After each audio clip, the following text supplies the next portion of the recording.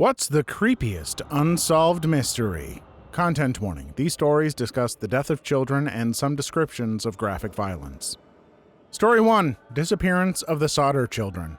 Christmas Eve, 1945. The Sauter family home in Fayetteville, West Virginia burned to the ground. There's the father, George, the mother, Jenny, and 9 children. 4 of the children escaped, but 5 were believed to have died in the fire. Then, during the search of the burned house, none of the children's remains were found. The fire was nowhere near hot enough to burn through a bone, but not a trace of them were found. Here's the freaky crap. 2 months before, a visiting salesman told George his house would go up in smoke and your children are going to be destroyed. The salesman attributed this to George's dirty remarks against Mussolini. George, an Italian immigrant, had been outspoken against Mussolini, which angered some of his Italian-American community. Another visitor later told George that his fuse box would cause a fire someday. This was after George had just had his electricity rewired and inspected to be safe.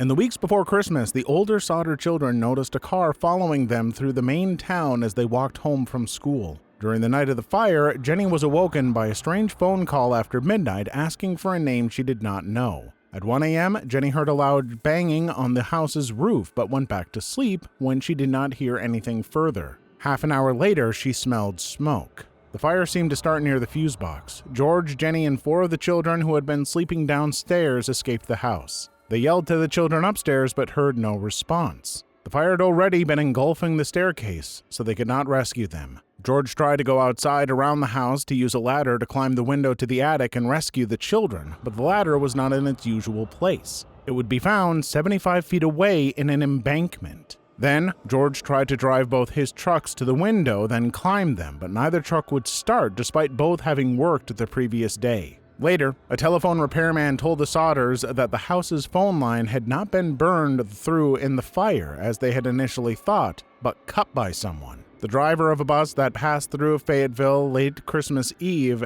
said he had seen some people throwing balls of fire at the house. Other witnesses claimed to have seen the children themselves. One woman who had been watching the fire from the road said she had seen some of them peering out of a passing car while the house was burning. Years later in the 60s, Jenny found in the mail a letter addressed to her postmarked in Central City, Kentucky, with no return address. Inside was a picture of a young man around 30 with features strongly resembling Lewis's, who would have been in his 30s if he had survived. On the back was written, "Louis Sauter, I love brother Frankie, little boys, A90132 or 35.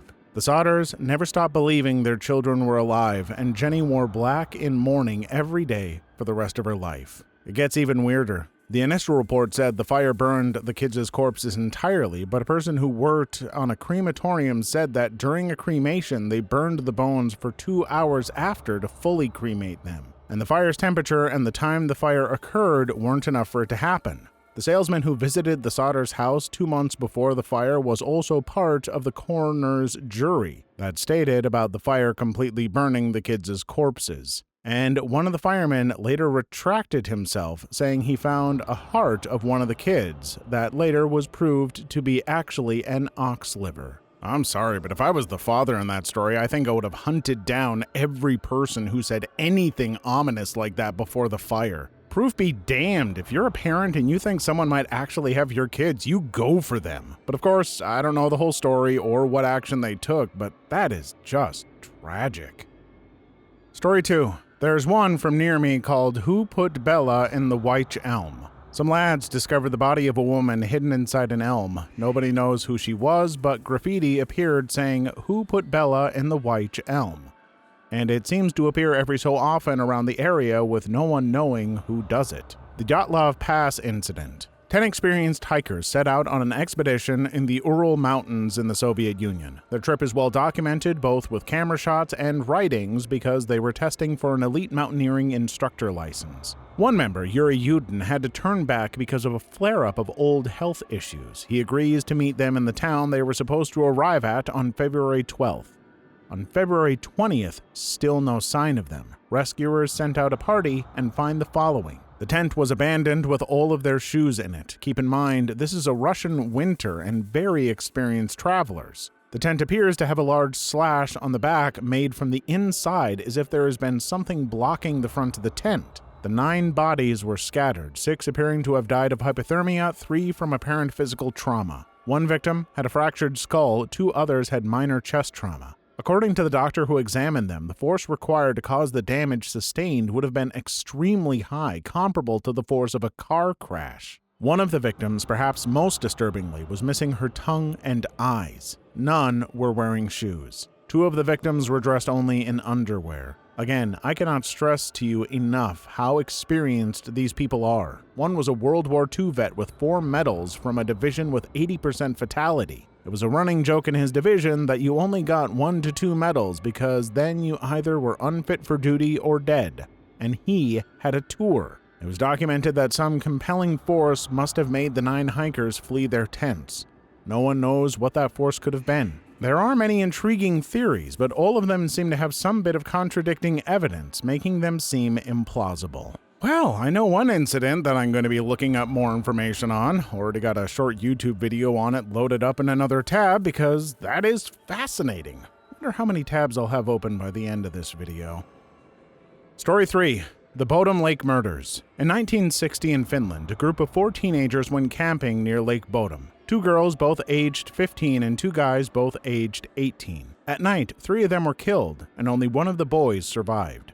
Their bodies and the horribly injured boy were found a few hours before noon. The badly injured boy was laying on top of the bloody tent. If you search for pictures of the tent, you can see that it's completely drenched in blood. The boy was not fully conscious and had several fractures in his skull. He survived and is still alive today with no memory of what happened. The police tried everything to find out what happened. Later in 2005, the survivor was accused of being the murderer. I, however, do not believe this to be true. Some of the teen's possessions were taken, wallet, shoes, etc. Some were later found in the forest 500 meters away. With the injuries he had, walking that distance would have been impossible. Also, why come back to the crime scene? There was also no way this boy could have caused himself injuries to the back of the head. Also, sometimes the leather jacket from the boy that died still hasn't been found. To search for the murderer, the largest manhunt in Finland's history was conducted.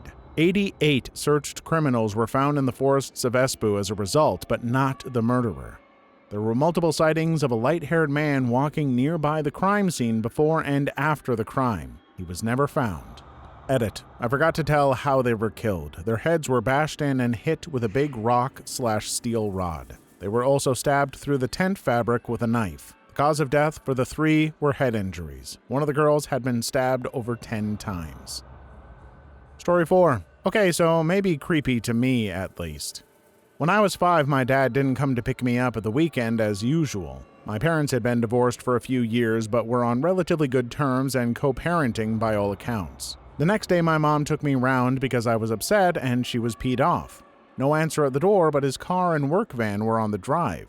She still had a key to the house, so let us in to find everything in place. His wallet and keys on the kitchen table, dog in his bed. She fed the dog and went back home. After a couple of days, there was still no contact, so she went back round. Everything was just as she found it last time. All belongings and clothes there, his bags and suitcases still in the cupboard, just a hungry dog. She took the dog back with her and spoke to his side of the family. No one had heard from him for about a week, but nothing out of the ordinary. A mutual friend of his at work said he hadn't been in for a week either, and their boss was furious. She called the police and reported him missing. They found no clues. His wallet, keys, and car all at the house. His passport was in the drawer. His petty cash stash of about 500 pounds was where it was always kept. No signs of struggle, no signs of his bank account, hadn't been touched for a week, and not out of the ordinary or large transactions or withdrawals over the previous months. Long story short, they found nothing and eventually shelved the case, and 23 years later, still no contact with any friends or family. His parents and brothers have all since passed away, never knowing what happened.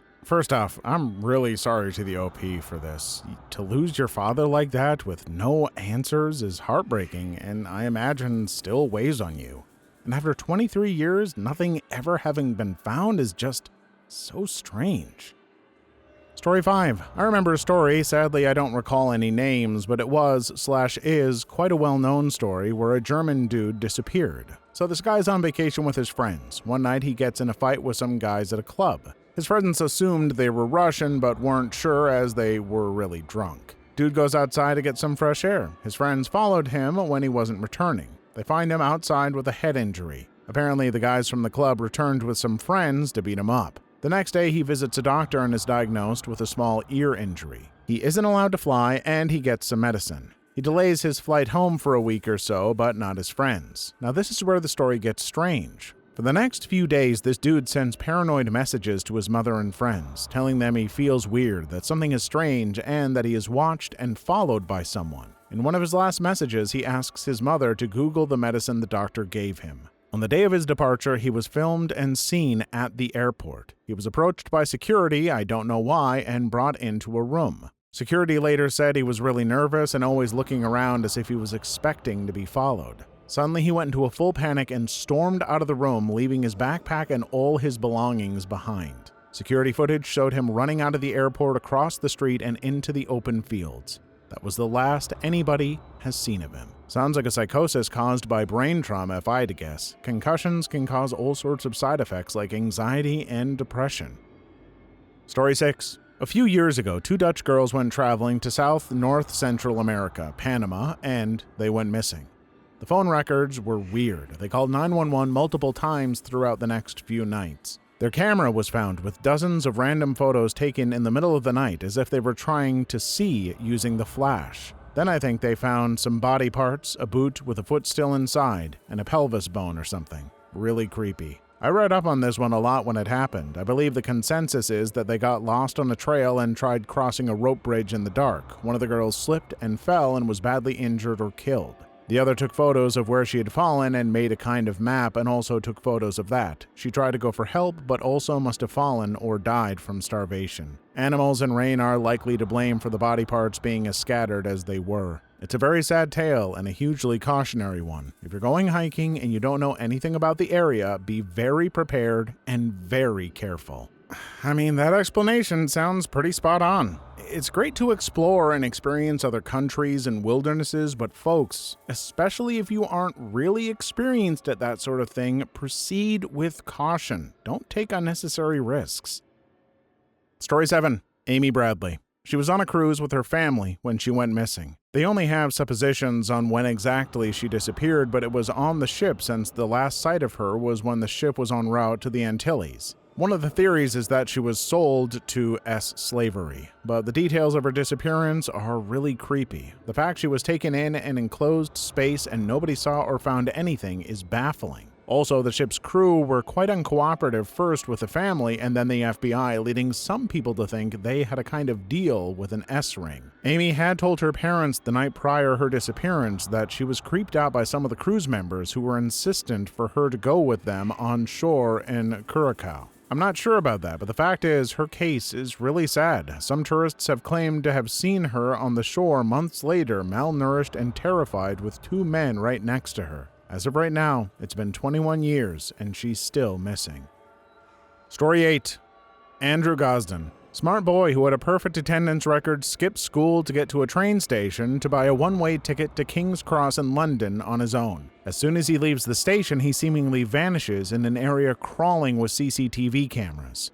None of the CCTV cameras in the entirety of London had saved footage of him, as the police waited 2 weeks before asking local businesses if there was any footage of him saved, and there's no evidence of him ever leaving the city. There are theories he was groomed or got snatched off the street, but that's pretty much impossible to do in such a busy area. He had a PSP on him when he disappeared, but Sony confirmed no PSN account had ever been made on his account. He has no access to the internet at home and didn't even have a mobile phone. Strangely, he left the charger for the PSP at home, suggesting he possibly intended to come back. Story 9. The body in Boiler Stack 9. Basically, some maintenance workers found a well-cooked body in the stack of a boiler in the steam plant at a paper mill. No one knows who it was, but there are signs that he died very slowly. He was found with his clothes off and wrapped around his feet and hands as if to protect himself from the searing hot metal. The theory is that he was exploring during the weekend when the boiler was off, got stuck, and was unable to alert anyone before they started the boilers back up the following week. The body had been in there for months by the time he was found. I read about this just last month, and the thought of how long and slow your death would be as your skin slowly starts to peel and knowing there's no way out and your screams for help go unheard terrifies me. Please leave your story in the comments. I would love to make a video on them in the future. Also, don't forget to like and subscribe.